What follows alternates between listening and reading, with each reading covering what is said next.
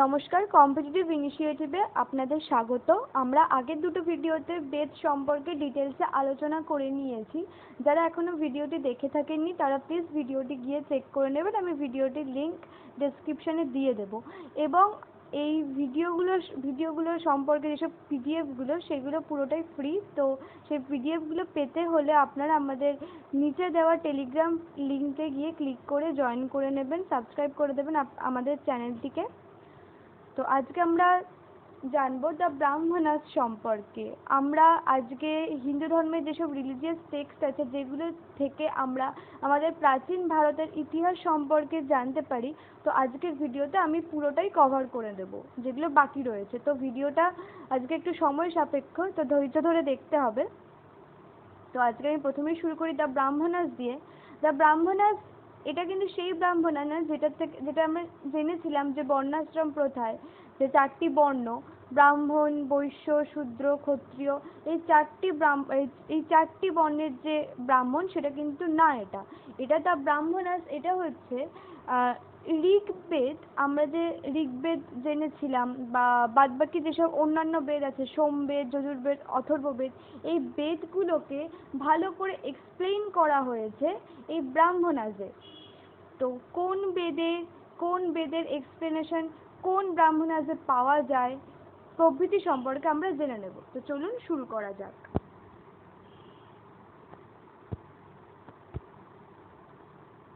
এখানে প্রথমেই বলেছে the Brahmanas were composed after the Vedas to explain the hymns of the Vedas.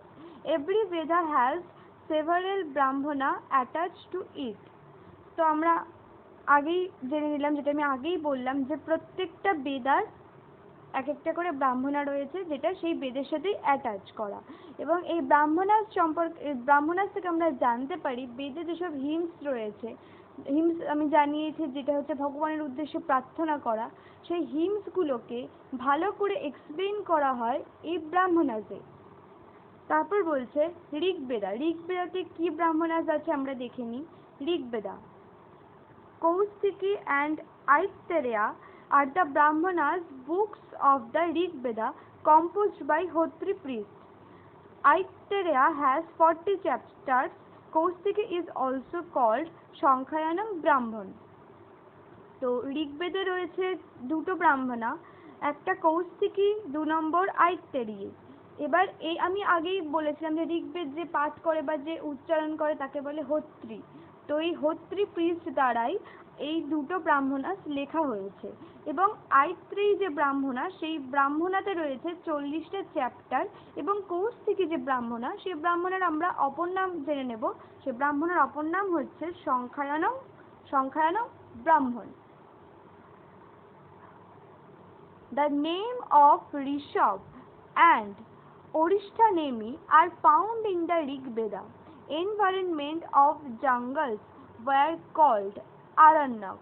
The word Aranyak means the forest. আচ্ছা, আমরা এই ঋগ্বেদাতে দেখিনি যে দ্য নেম অফ ঋষভ এবং আরিষ্টনেমি, এদের নাম আমরা কিন্তু জানতে পারি ঋগ্বেদার থেকে। এবং এই ঋগ্বেদের যে জঙ্গল প্রকৃতি সম্পর্কে যে ধারণা দেওয়া হয়েছে ঋগ্বেদে, সেই অংশটাকে বলা হয় আরণ্যক। এবার বলছে the word Aranyaka means the forest. আমরা সবাই জানি আরণ্যক মানে হচ্ছে জঙ্গল।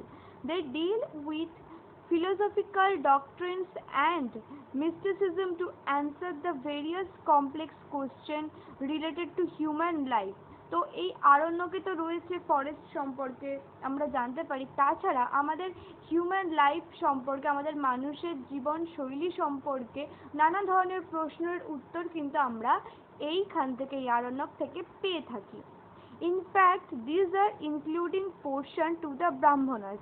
এই আরণ্যকটা আলাদা করে দেখা হলেও যে ব্রাহ্মণাস থেকে একটু আলাদা, কিন্তু এই আরণ্যক কিন্তু ব্রাহ্মণাসে ইনক্লুড করা হয়েছে। কোন বেদের ব্রাহ্মণাতে? ঋগ্বেদের ব্রাহ্মণাতে। বলছে there are 7 আরণ্যক। বলছে আরণ্যকের আবার এই ঋগ্বেদে আবার 7 প্রকার আরণ্যক রয়েছে। এই 7টা আরণ্যক কি কি? আইত্তেরেয়া, সংখ্যায়ন, তাইত্তিরিয়া, মৈত্রায়ণী, মধ্যনন্দিন, তালভাকার অ্যান্ড জামিনিয়া। নামগুলো একটুখানি খটোমটো আছে, তো এগুলো সেরকম ইম্পর্টেন্ট না, শুধুমাত্র জানার জন্য আমরা এগুলো পড়তেই পারি।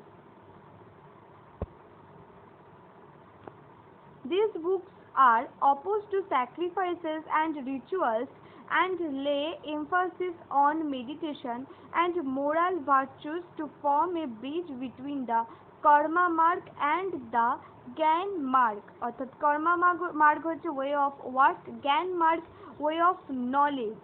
তো এই বইগুলিতে দেওয়া রয়েছে তুমি কিভাবে নিজের নিজের যে আমরা জানি আমাদের যে ষড়রিপু রয়েছে, সেই ষড়রিপুকে আমরা কিভাবে ত্যাগ করে নিজেদেরকে কর্মমার্গ থেকে কি করে জ্ঞান মার্গে আমাদের আমাদের ধ্যান ধারণা এগুলো আমরা নিয়ে যেতে পারবো, তো সেগুলো কিন্তু এক্সপ্লেন করা রয়েছে এই ঋগ্বেদার ব্রাহ্মণাতে। ঋগ্বেদার ব্রাহ্মণা আমরা দেখে নিলাম, এবার আমরা দেখে নিই নেক্সট।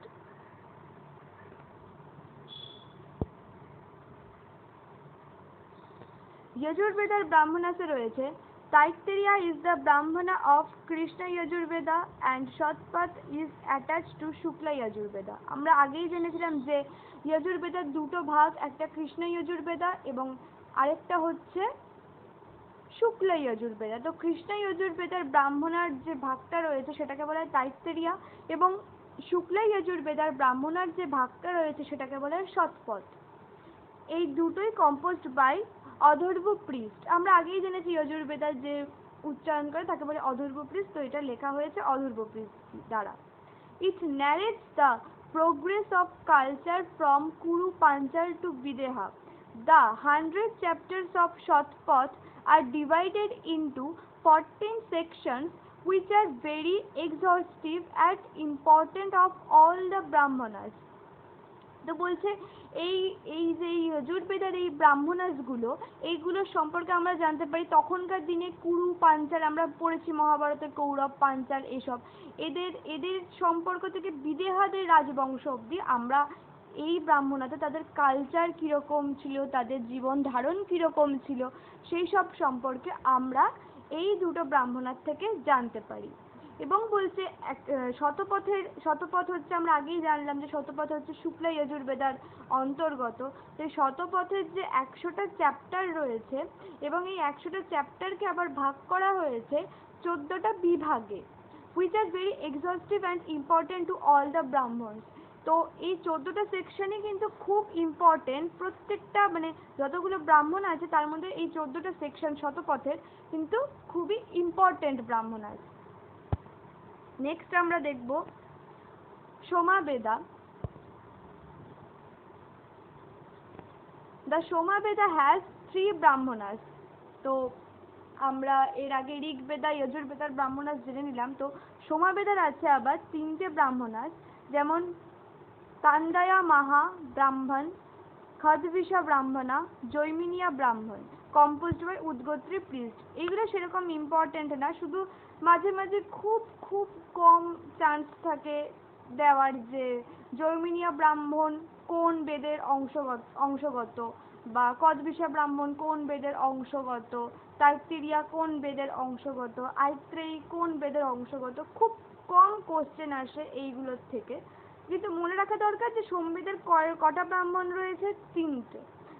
এই সমস্ত কোশ্চেন সাধারণত আমরা পাই হচ্ছে ইউপিএসসি লেভেলে যেসব মেন্সের কোশ্চেন থাকে, আইএস মেন্সের বা প্রিলিমসের কোশ্চেন যেগুলো থাকে সেগুলোতে আমরা এই ধরনের কোশ্চেনগুলো পাই। ডাব্লিউবিসিএস এ খুবই কম চান্স থাকে এগুলো আসার। এটা মহাভাষ্য হবে, typing mistake.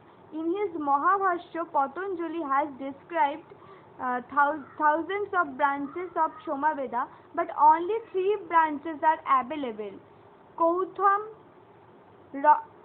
Ranayaniya, Jaiminiya. আমি উচ্চারণ করতে পারছি না, এতই খটোমটো সমস্তগুলো, তো যেটা আমি আগে বললাম সেরকম ইম্পর্টেন্ট না। তো পতঞ্জলি আবার আমরা সবাই জানি মহাভাষ্য লিখেছে হচ্ছে পতঞ্জলি। তো পতঞ্জলি তার মহাভাষ্যতে আবার সোমবেদার প্রায় 1000টা ব্রাঞ্চেসের মতো সোমবেদার যে মানে ব্রাঞ্চেসগুলোকে বলেছে যে সোমবেদার 1000টা ব্রাঞ্চেস আছে, সে পতঞ্জলি তার মহাভাষ্যতে এইগুলোকে এক্সপ্লেন করেছে, কিন্তু এই 1000টা ব্রাঞ্চেসের মধ্যে মাত্র 3টেই বর্তমানে অ্যাভেলেবেল। তো সেই 3টে কি কি? কৌথাম, রানায়ানিয়া, জৈমিনিয়া। এরপর আমরা আসবো অথর্ব বেদাতে, লাস্ট বেদা। দ্য গোপদ ব্রাহ্মণ ইজ অ্যাটাচড টু অথর্ব বেদা। তো অথর্ব বেদার আমরা একটাই ব্রাহ্মণ দেখলাম, যে গোপদ ব্রাহ্মণ ইজ অ্যাটাচড টু অথর্ব বেদা। তো এখানে আমরা ব্রাহ্মণা কি, কোন ব্রাহ্মণা, কোন বেদের সাথে রিলেটেড, সেগুলো সম্পর্কে ডিটেলসে জেনে নিলাম।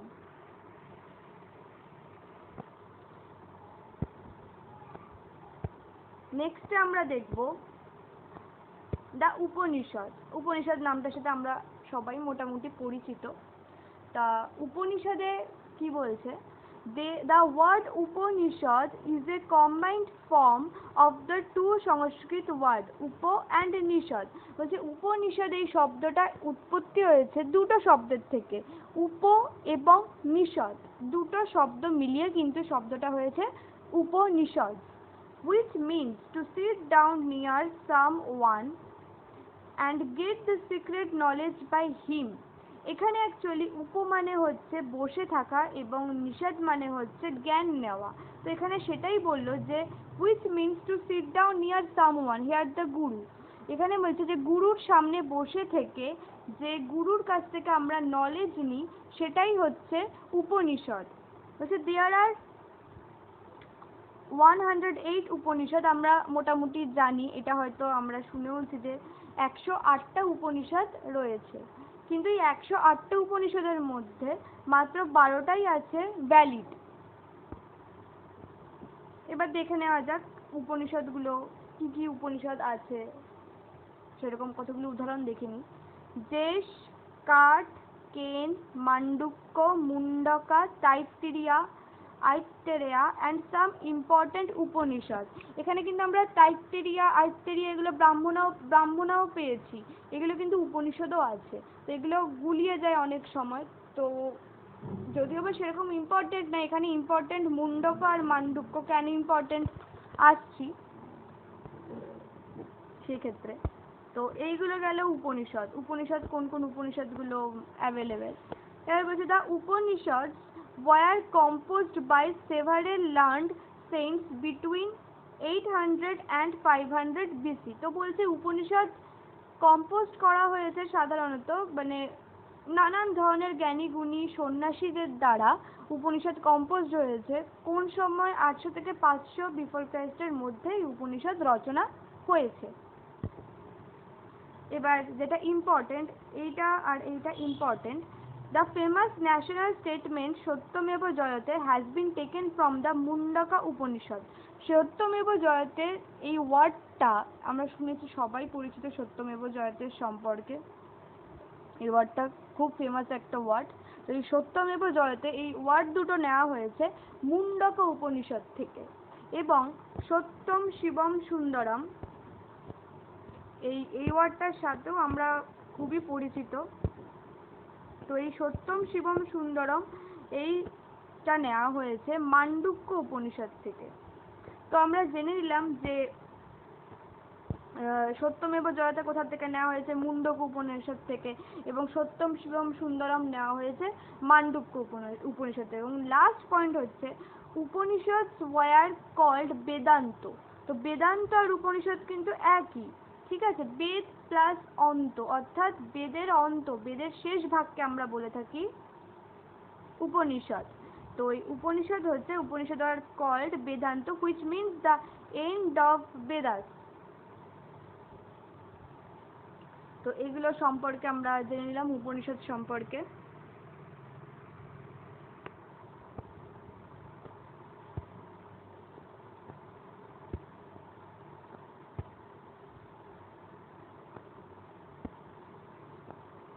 এবার আসি বেদাঙ্গস। The six Vedangas, শিক্ষা, কল্প, ব্যাকরণা, নিরুক্ত, ছন্দ, জ্যোতিষ were composed later Vedic period। এর আগে বেদ যখন রচনা হয়েছে সেই বেদ যে সময় রচনা হয়েছে সেই সময়টাকেই আমরা বলে থাকি বেদিক পিরিয়ড। এটা একটা অন্য যুগ, বেদের যুগ, বৈদিক যুগ যেটাকে আমরা বলে থাকি। তো বেদ রচনাই হয়েছে বৈদিক যুগে, কিন্তু বেদাঙ্গ রচনা হয়েছে বৈদিক যুগের পরবর্তী যুগে। তাই জন্য বলছে কম্পোজড লেটার বেদিক পিরিয়ড। এবং কি কি বেদাঙ্গ আছে, কটা বেদাঙ্গ আছে? 6টা। এই 6টা কি কি? শিক্ষা, কল্প, ব্যাকরণ, নিরুক্ত, ছন্দ, জ্যোতিষ।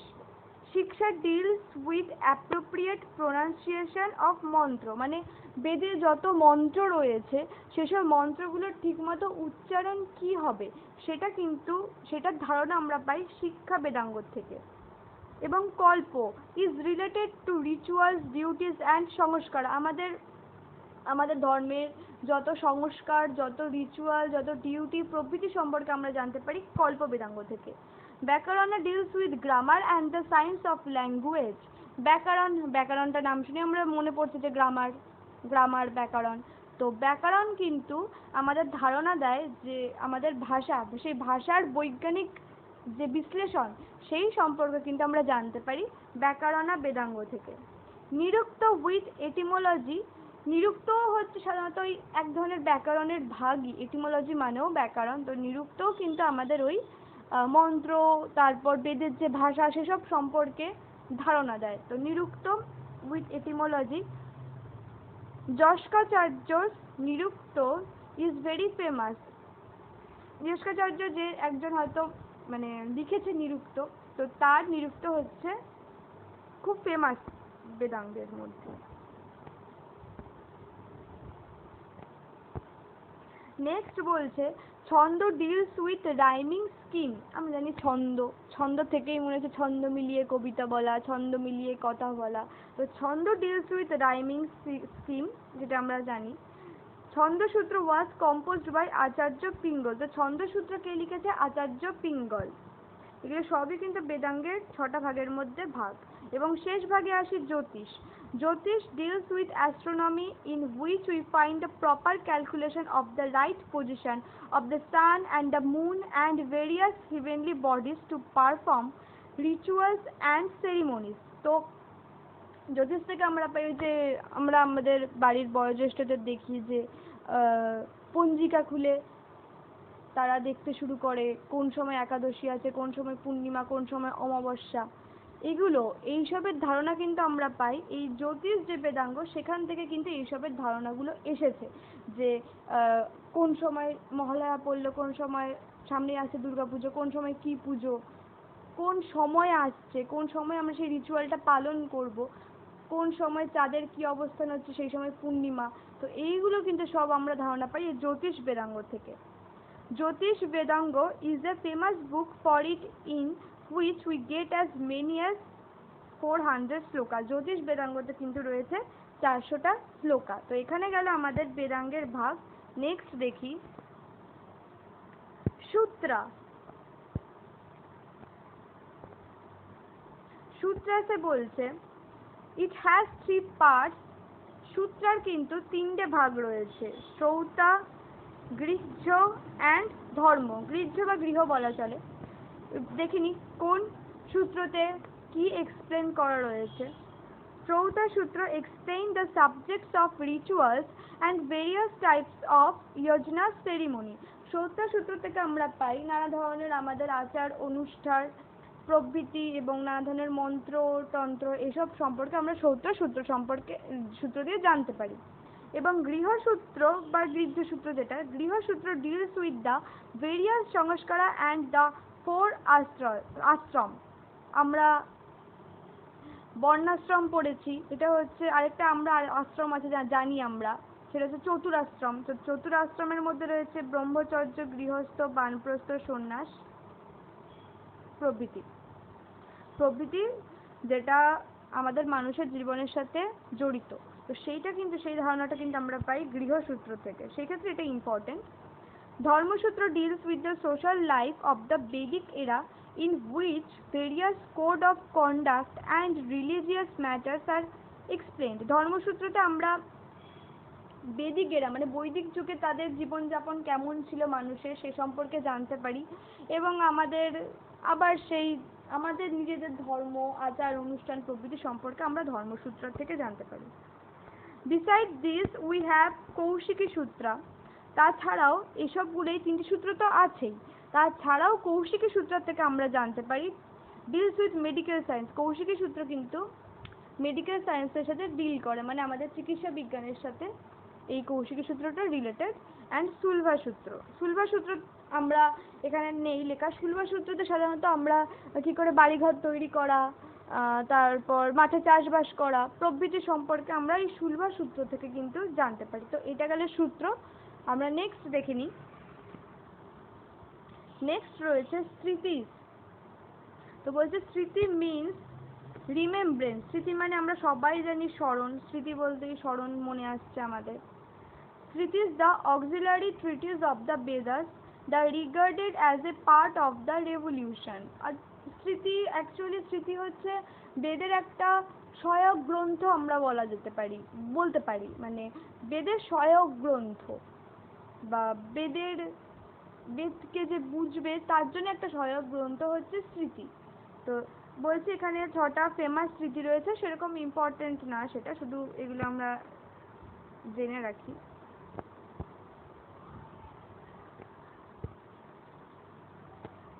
মনুস্মৃতি, যজনবালক স্মৃতি, নারদ স্মৃতি, পরাশরা স্মৃতি, বৃহস্পতি স্মৃতি, কাত্যায়না স্মৃতি। এবং কোনটা কোন পিরিয়ডে হয়েছে? Manusmriti of pre Gupta period, Gupta পিরিয়ডের আগে। যজনবালক স্মৃতিও গুপ্ত পিরিয়ডের আগের যুগে। নারদ স্মৃতি হয়েছে গুপ্ত পিরিয়ডেই, গুপ্ত যুগে। পরাশরা স্মৃতি হয়েছে গুপ্ত যুগে। বৃহস্পতি স্মৃতি গুপ্ত যুগে এবং সর্বশেষ কাত্যায়না স্মৃতি আছে যেটা, সেটা গুপ্ত যুগে। তাহলে আমরা দেখলাম যে স্মৃতি কতগুলো আছে? 6টা। তো এটা মনে রাখলেই হবে যে আমাদের কতগুলো স্মৃতি? 6টা। নেক্সট পুরাণাস। পুরাণ এই নামটাও আমরা শুনেছি প্রচুরবার, হয়তো মা ঠাকুমা দিদা এদের কাছ থেকে পুরাণ নাম শুনেছি, এই পুরাণে ওই আছে, ওই পুরাণে সেই আছে। তো Purana, the Purana mean the old. There are 18 Puranas. তাহলে কটা পুরাণ রয়েছে? 18টা পুরাণ রয়েছে। Matsya Purana is the oldest Purana, অর্থাৎ 18টা পুরাণ তো রয়েছেই, এই 18টা পুরাণের মধ্যে আবার সব থেকে বেশি পুরনো পুরাণ হচ্ছে মৎস্য পুরাণ। These Purans describe the genealogies of various royal dynasties, example Maurya, Andhra, Shishunag, Gupta, etc.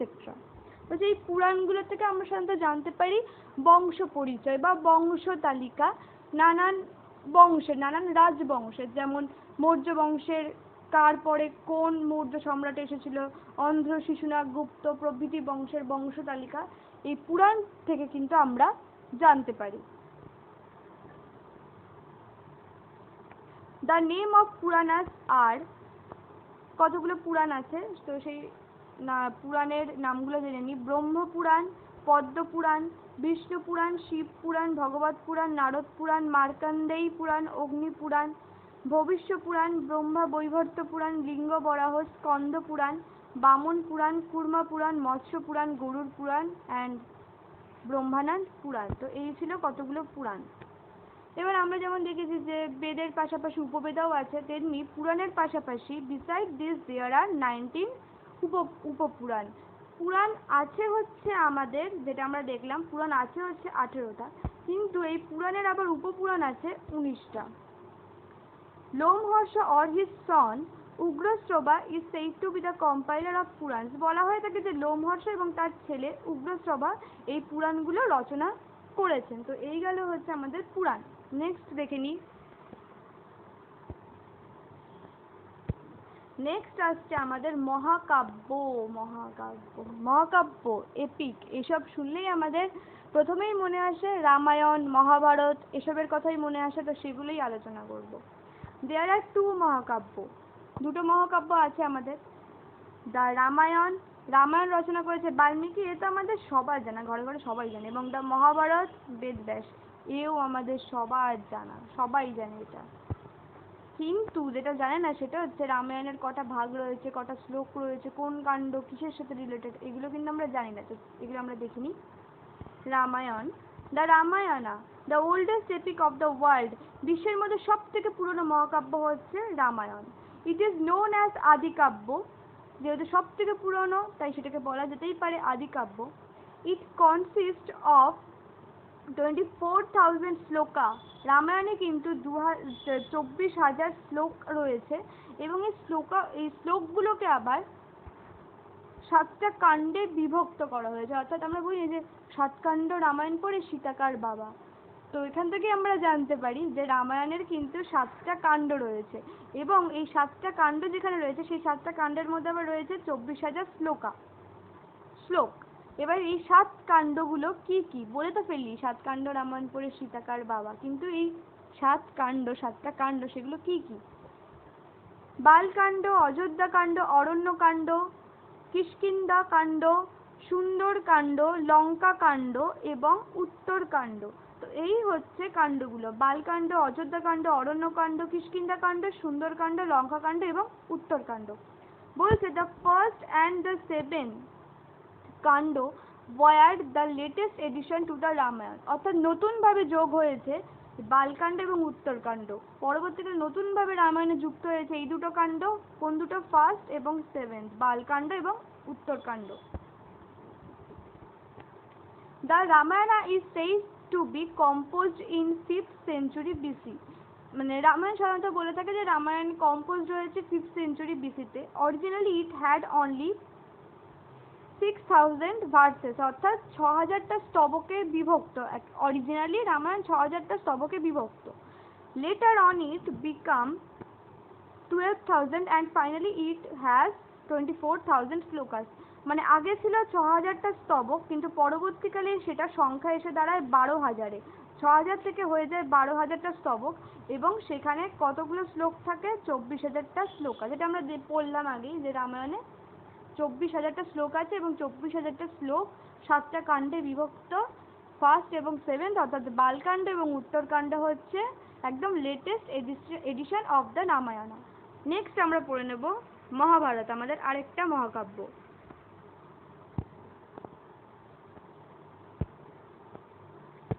The Mahabharata, it is the longest epic of the world. ওটা ছিল হচ্ছে সব থেকে ওল্ডেস্ট এপিক, আর মহাভারত হচ্ছে সব থেকে longest epic. It consist of 1 lakh shlokas. রামায়ণে 24,000টা, আর এখানে কি বলবো 1 লাখ। এতগুলো শ্লোকা ধরাতে গেলে তো সেই এপিক লংগেস্ট হবেই, স্বাভাবিক। ইন 18 পার্ভানাস অর চ্যাপ্টার, এই 1 লাখ শ্লোক আবার রয়েছে 18টা চ্যাপ্টারে। শান্তি পার্বণ ইজ দ্য লার্জেস্ট পার্বণ। 18টা পার্বণে বিভক্ত। আমরা জেনে নিলাম মহাভারত 18টা পার্বণে বিভক্ত বা 18টা চ্যাপ্টারে বিভক্ত। এই 18টা চ্যাপ্টারের মধ্যে আবার সব থেকে লংগেস্ট পার্বণ হচ্ছে Shanti Parva. The Bhagavad Gita is extracted from the Bhishma Purana of the Mahabharata. আমরা জেনেছি যে মহাভারতের যুদ্ধ যখন শুরু হয় তখন কৃষ্ণ হয়েছিল অর্জুনের রথের সারথি। তো সেই সময় কৃষ্ণ অর্জুনকে যেসব কথাগুলো বলেছিল বা যেসব মার্গ বা পথনির্দেশ দেখিয়েছিল ধর্ম স্থাপনের জন্য, তো সেগুলোই পরবর্তীকালে গীতা হয়ে যায়। সেইগুলোকেই আমরা গীতা বলে থাকি। তো সেই গীতাটা কিন্তু অ্যাকচুয়ালি এক্সট্রাক্ট করা হয়েছে কোথা থেকে? মহাভারত থেকেই। তো মহাভারতেরই একটা অংশ বলা চলে ভগবদ গীতা। তো মহাভারতটা লিখেছে ব্যাসদেব, তাহলে গীতাকে লিখবে? গীতাও লিখেছে ব্যাসদেব। অনেক জায়গায় এই কোশ্চেনটা ঘুরিয়ে আসে যে গীতার রচয়িতা কে? সেই হবে, একই হবে, ব্যাসদেব। এবং এই ভগবদ গীতাটা কিন্তু নেওয়া হয়েছে এই যে 18টা পর্বণ রয়েছে, 18টা চ্যাপ্টার রয়েছে, তার মধ্যে ভীষ্ম পর্বণ থেকে কিন্তু এই ভগবদ গীতাটা নেওয়া হয়েছে। The Mahabharata is said to be composed between 400 BC two AD 400। বলছে রামায়ণ আমরা দেখেছি 5th century BC তে কম্পোজড হয়েছে, তেমনি মহাভারত হয়েছে 400 বিফোর ক্রাইস্ট থেকে 400 আবার মানে 400 BC থেকে 400 AD। মানে এটাও কিন্তু আমরা দেখেছি, মানে যেহেতু লংগেস্ট এপিক তো সময়ও কিন্তু আমাদের অনেকটাই বেশি লেগেছে এই মহাকাব্যটা রচনা করতে।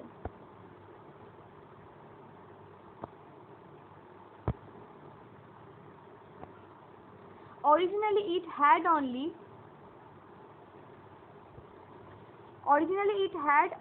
8,800 shlokas under the name of জয় সংহিতা। মানে অ্যাকচুয়ালি এটার যে মানে অ্যাকচুয়ালি এর শ্লোক সংখ্যা ছিল হচ্ছে 8,800টা, যেটা ছিল হচ্ছে মানে 8,800টা শ্লোক ছিল যেখানে, সেটার নাম ছিল জয় সংহিতা বা Jay Samhita. Later on it was called Chaturvimshati Shastri Samhita or Bharat. মানে এই জয় সংহিতাতে প্রথমেই ছিল 8,000টা শ্লোক, পরবর্তীকালে সেটার নাম হয়ে যায় চতুর্বিংশতি শাস্ত্রী এবং ভারত, এবং সেখান থেকেই কিন্তু এসেছে মহাভারত লেখাটা। কি বলছে, এই ভারত কনসিস্টিং 24,000 শ্লোকাস। এবার বলছে যে 8,800টা শ্লোক তো ছিল, যখনই নাম হয়ে যায় ভারত এটার, তখন ছিল 8,800 যখন ছিল তখন ছিল জয় সংহিতা নাম। এরপরে যখন ভারত নাম হয় তখন হয়ে যায় এটা 24,000টা শ্লোক হয়ে যায়, মানে 8,800 তার মধ্যে বাদবাকি আরো 24,000টা শ্লোক হয়ে যায়, কিছু শ্লোক যুক্ত হয়ে। And finally it became Mahabharata and Shatashastri Samhita with 1,00,000 shlok. এবং ফাইনালি এসব যুক্ত মুক্ত হওয়ার পরে ফাইনালি নাম চেঞ্জ কিন্তু হয়ে গিয়ে হয় কি মহাভারত নাম, এবং সেখানে থাকে কটা শ্লোক, 1,000টা শ্লোক। ইট ইজ অলসো কল্ড পঞ্চম বেদ। আমরা জানি বেদ 4 প্রকার, কিন্তু মহাভারতকে কিন্তু বলা হয়ে থাকে আবার পঞ্চম বেদাও। তাহলে মহাভারতের প্রথমেই নাম কি ছিল, জয় সংহিতা, এটা মনে রাখতে হবে। এবং কটা শ্লোক ছিল, 8,800, পরবর্তীকালে কটা শ্লোক হয়, 1,00,000। এবং কোন এপিককে বলা হয় পঞ্চম বেদা, মহাভারত। তো এই ছিল আমাদের মহাকাব্য। নেক্সট দেখে নিই।